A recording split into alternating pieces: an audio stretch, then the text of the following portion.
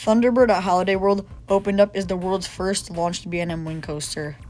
Thunderbird stands at a height of 140 feet and reaches speeds of 60 miles an hour. To this day, Thunderbird is one of only 2 launched wing coasters in North America.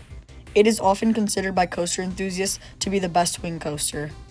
This is because the shorter trains allow the elements to be taken at much higher speeds. Overall, this looks like it will be a really fun coaster to build, so let's get started. So the first thing I do before I even start working on my roller coaster is I go on Google Earth so I can get an overhead view of the layout. This helps me make a way more accurate recreation of the coaster. And I will obviously be referencing this image a bunch while I'm building the roller coaster.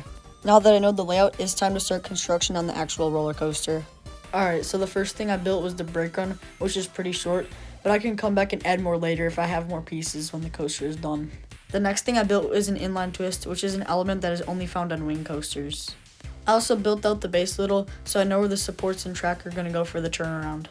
The twist kind of looks weird because it doesn't have heartline, but it is accurate. Alright, so I finished the upward helix now, but I think I'm going to replace it with the gray rods so it's stronger. Alright, so I replaced the turnaround with the gray rods, and I also lowered it down a little bit.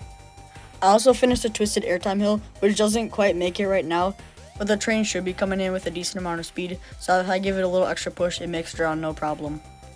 Alright, so it's been about a week, and I haven't really made that much progress on the coaster, but what I have done is taken down the old coaster and moved the new one to the carpet.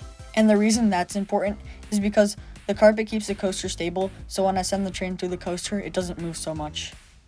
I've finished the launch track now. How it works is I turn on these 2 motors, which spins the central gear. The gear winds back a string that is attached to a rubber band. Attached to the string is a catch car that slowly winds back. After it's all the way wound back, I move the train under the catch car. To release the launch, all I have to do is just push this piece in, which unlocks the gears. As you can see, that was a very successful launch, but now it's time to get working on the rest of the coaster. Alright, so I finished the 0G roll and about half the turnaround. The 0G roll was pretty easy, but the turnaround took forever to make, partly because I was using tube supports, and also when I found images of this element, it looked different from every single angle. I finished the turnaround now. I think it looks pretty good, but this support structure right here was pretty complicated to make because some of the track had to pass under it, so I had to make the supports really skinny. I also ended up lowering down the brake run again because the train wasn't quite making it before. Okay, so I ordered some new parts. What I got was, I think, 20 feet of blue tubing, which is obviously for the track. I also got 100 gray rods, which I use for the bottom of the track. And then most importantly, I got 200 granite rods, which are the main thing that I use for box supports. With these new parts, I'll be able to build bigger roller coasters in the future.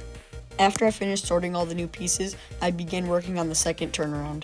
It wasn't too hard to build because it's basically just a bigger version of the other turnaround. And then after I finish the turnaround, the only things left to build will be the loop, which should be pretty easy, and then the Immelman. And then, of course, I already built the launch track, so I'll just have to connect that up with the rest of the coaster when I'm done. So I built out the turnaround a little bit more so I could test it. And this is actually my first test, so let's see what happens.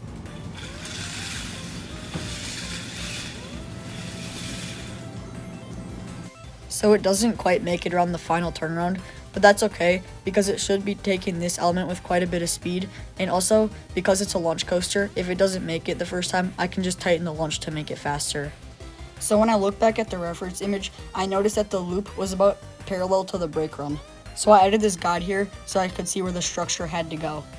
And then right here, I connected the structure that I just built to the pre-existing structure, and now I should be able to take this guide away. Right here was also where I transitioned from the green flexible rods to the stiffer gray rods. Doing this makes the track way smoother, but the reason I wasn't able to do it on previous elements is because they were way too tight. I'm going to try to readjust the shaping of this element because I don't really like it right now. I added gray rods inside the cross ties, and that definitely helped make the element a lot smoother. I'm pretty much done with the vertical loop now. It was pretty easy to make because it doesn't really have any turns. And now I just have to finish up connecting the structure on top of the loop. So right now, the only thing I have left to build will be the Immelman, and then obviously I have to connect it up with the launch track. I also had to move the coaster to make enough space for the Immelman. I started by building the first half of the element, and then I just kind of connected the track to the launch, but I haven't really supported it yet. Also, the train easily makes it over the loop from this element, which is good. And now the only thing I have left to do is just finish supporting this section of track. So I finished up the first element, but when I went to test the launch, it didn't even make it halfway up. So I think I'm gonna have to redo the entire launch. So I fixed the launch and it works, and now I just have to clean up a little bit for the final filming. Also, if you think my roller coasters are cool, please consider subscribing if you haven't already.